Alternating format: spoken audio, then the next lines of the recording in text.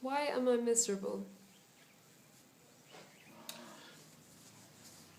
There's something important to understand in this question, because normally speaking, we would have it that there's a reason why we're miserable. When we are miserable, there's a reason. I'm miserable because you did this, or I'm miserable because this happened, and we have it that there's a reason. There's something out there that causes misery.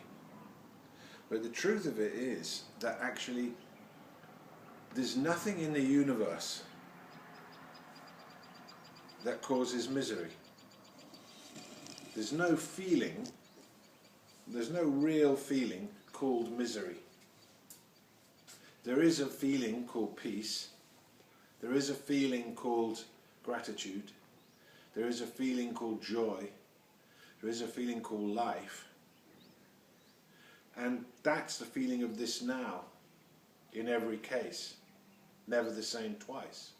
But there's nothing that emanates misery. So why do I feel misery?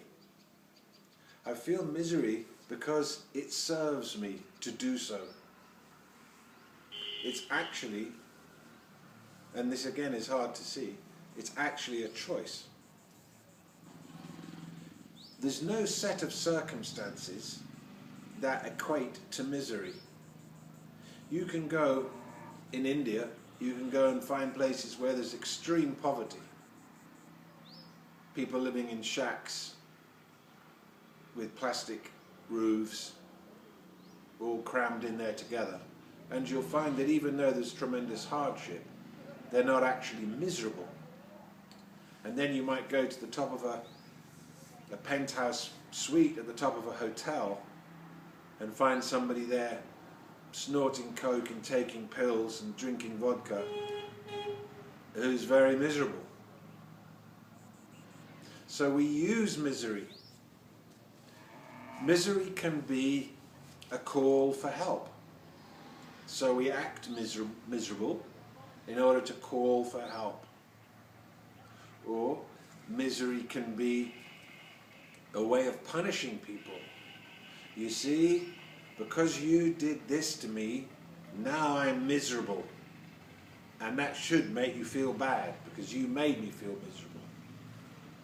Or misery can be a way of teaching people. You see, if you treat people this way, they become miserable like I am. So you shouldn't be this way. Misery has different functions, and we use it for those functions. There's nothing that has innate misery in it. If there was, everybody who encountered that thing would feel misery. But in actual fact, when we do feel misery from a circumstance, or from a thing or a person, that misery is within us and is projected out, and then we have it that somehow they gave it to us, but actually it was our misery in the first place. So we use misery as a means, and not a skillful means, but as a means to get stuff, to get our way. As a baby, when we don't get the attention we want, or the outcome we want, we throw a tantrum, or we start weeping and becoming miserable, acting miserable. And then we recognize that when we do this, our parents or whoever feel upset, so that they will then give us whatever it is we want to stop us being miserable. And from there we realize that it's a strategy. But the point is, we lose that. We forget that it was a strategy all along. And we start having it that it's kind of real. My misery is real. My life isn't going the way I want it to. I expect it to. Therefore, I feel misery. And people live consequently miserable lives,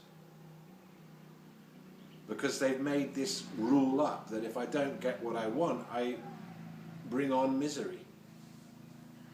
Also, misery, because it's been with us, our own brand of misery has been developing throughout our lives. So it becomes like a room, our misery room. And it kind of gives us a sense of who we are. Oh, I experience my misery uniquely. And so in the absence of actually being able to feel the great spacious emptiness that we truly are, we brand ourselves as this particular kind of misery, and it gives us a sense of a self. Then we have this misery room where we go and visit and sit in there and feel miserable. And some kind of strange comfort can come from that. But then the downside is that we get more and more embedded in it.